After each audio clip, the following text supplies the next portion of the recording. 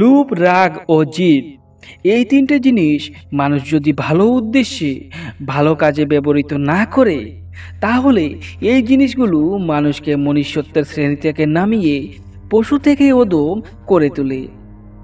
এদের পশুর সাথে তুলনা করাও লজ্জাজনক হয়ে পড়ে। আপনাদের অনেক গল্প শুনিয়েছি, তবে আজ যে গল্পটা আপনাদের শোনাতে চলেছি তা শুনে আপনাদের শরীরের রক্ত চলাচল বন্ধ হয়ে যাবে। আমাদের আজকের গল্পটা খানিক সত্য ও কাল্পনিক চিন্তার সংমিশ্রণে তৈরি করা হয়েছে। আমাদের উদ্দেশ্য আপনাদের শুধু বিনোদন ও ভালো শিক্ষা দেওয়া, কারো চিন্তাধারা বা মনে আঘাত করা আমাদের উদ্দেশ্য নয়। আশা রাখছি আপনারা শুধু বিনোদনের পরিপ্রেক্ষিতেই আমাদের এই গল্পটা শুনবেন। তাহলে চলুন আর দেরি না করে শোনা যাক আমাদের আজকের গল্প, তাবিজ। গল্পটি লেখনে আছেন পঙ্কজ, গল্প পাঠে আমি সুব্রত। শুরু করছি আমাদের আজকের গল্প, তাবিজ।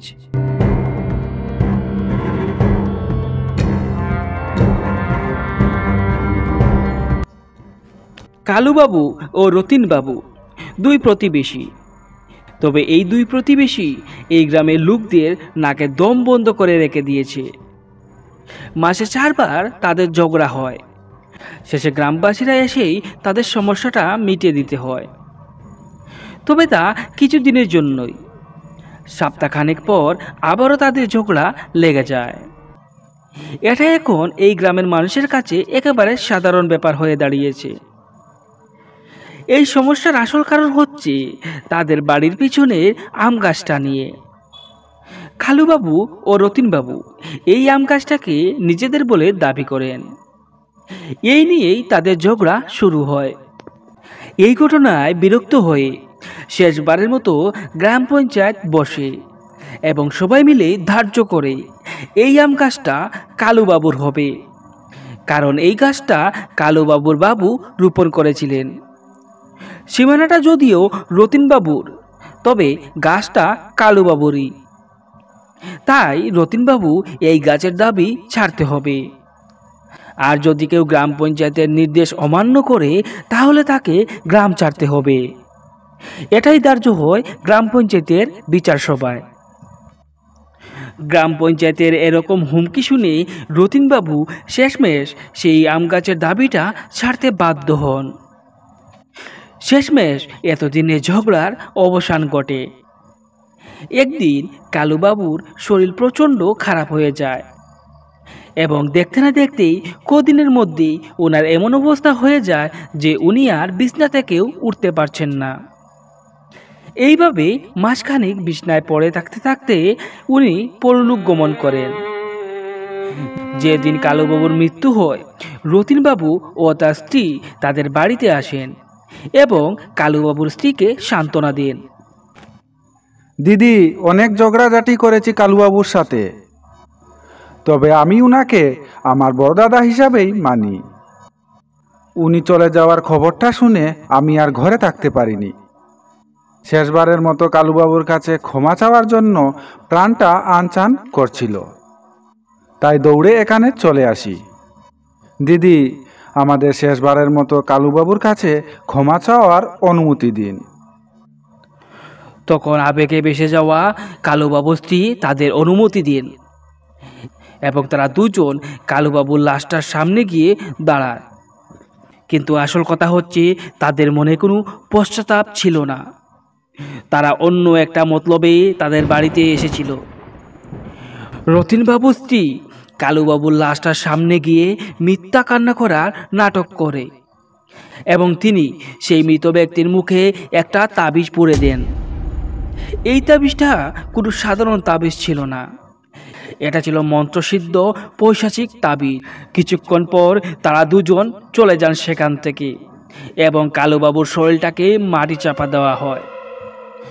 তারা দুজন এই কাজটা করার পিছনে কারণ ছিল তাদের ভিতরে রাগ, জিদ আর আম গাছটা নিজের করে না পাওয়ার প্রচণ্ড ক্ষোভ।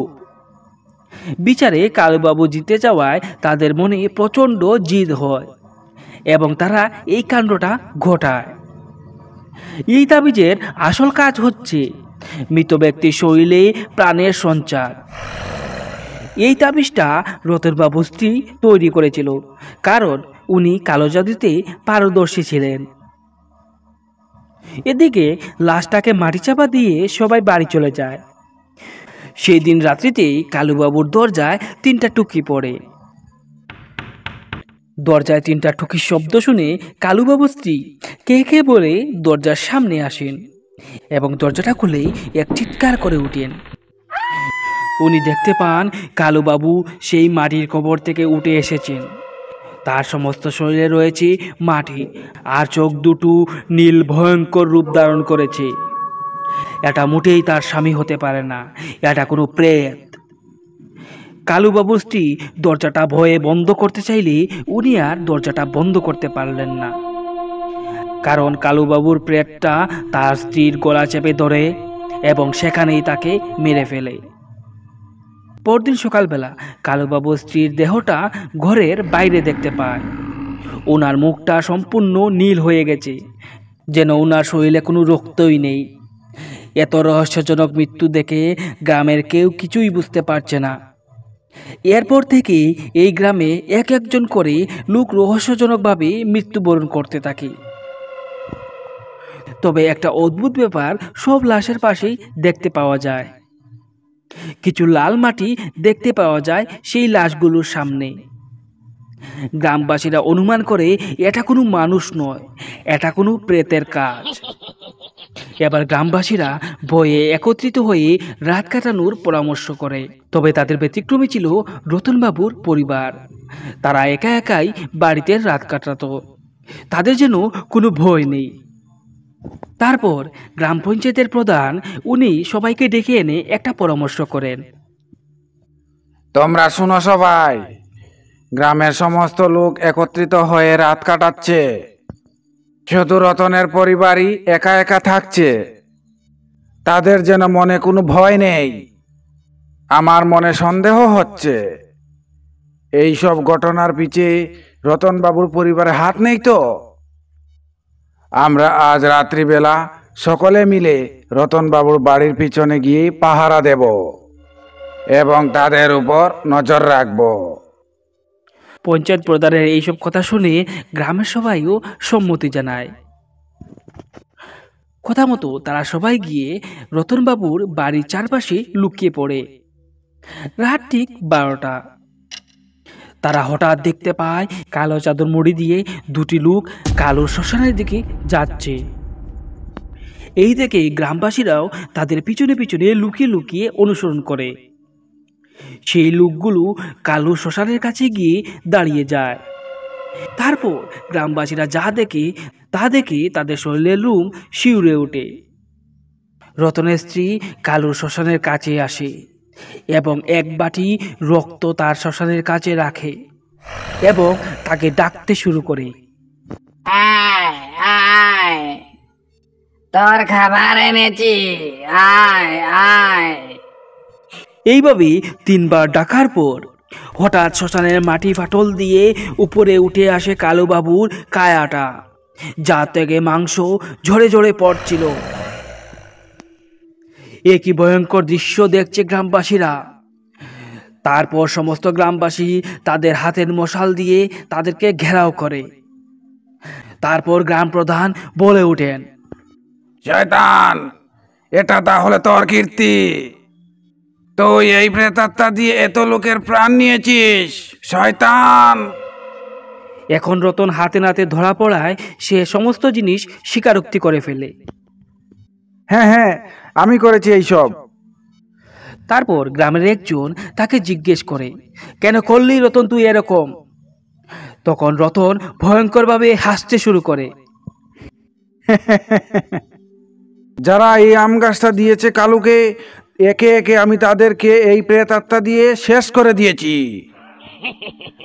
কালু যখন মারা গিয়েছিল তার স্ত্রীকে সহানুভূতি দেখানোর জন্য আমরা তার মুখের ভিতরে তাবিজটা ভরে দেই এবং তাকে প্রেতাত্মা বানিয়ে দেই। তারপর কালুর আত্মা দিয়ে এক একটা কাণ্ড কারখানা আমরা করে থাকি। এখন তোমরা আমার আসল রূপটা জেনে গেছো, তাই তোমাদের সকলকে এবার মরতে হবে। তারপর রতন সেই প্রেতকে হুকুম করে, শেষ করে দাও ওদেরকে। কালুর সেই প্রেত কায়াটা এবার এগিয়ে আসে গ্রামবাসীর দিকে।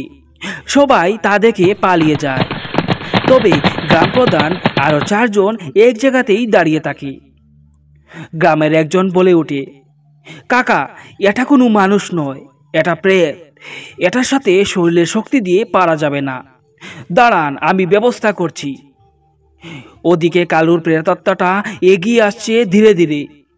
হঠাৎ গ্রামের সেই লোকটা গ্রাম প্রধানের হাতে একটা পবিত্র জলের বাটি ধরিয়ে দেয় এবং তাকে বলে, কাকা, এই পবিত্র জলটা দিয়ে সেই শয়তানের গায়ে ছিটিয়ে দাও। কথা মতো গ্রাম প্রধান সেই পবিত্র জল হাতে নিয়ে সেই শয়তানের উপর ছিটিয়ে দিতেই সেই শয়তানটা জায়গায় পড়ে ভস্ম হয়ে যায়। তারপর গ্রামবাসীরা সবাই মিলে রতন আর তার স্ত্রীকে ঘন ধুলাই দিয়ে এই গ্রাম থেকে বিতাড়িত করে দেয়।